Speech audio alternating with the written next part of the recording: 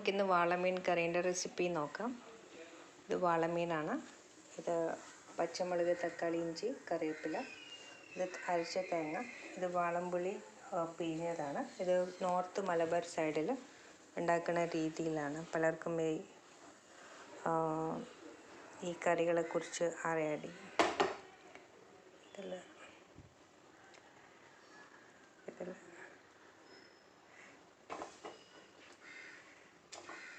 ബാക്കി നമുക്ക് ഫ്രൈ ചെയ്യാം. ഇത് മുട്ടയാണ്.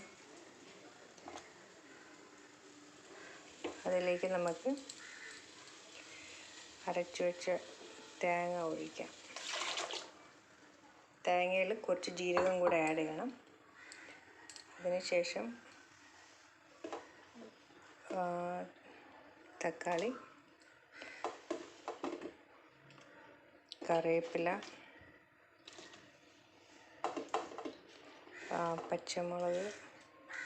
കറിവേപ്പില എനിക്ക് ഭയങ്കര ഇഷ്ടമാണ്, അതുകൊണ്ട് കുറച്ച് കറിവേപ്പില അധികം ഇടുന്നുണ്ട്. ഇഞ്ചി എന്നിവ ഇടുക. അതിനുശേഷം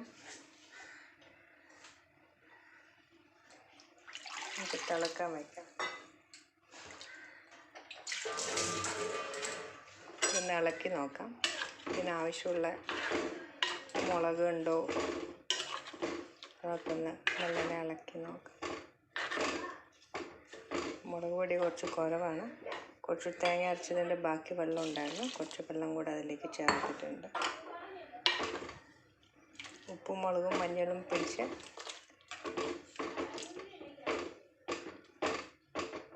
നമുക്കിത് തിളക്കാൻ വയ്ക്കാം. ഉപ്പുണ്ടോ എന്ന് നോക്കണം. ആവശ്യത്തിന് ഉപ്പുണ്ടോ എന്ന് നോക്കണം.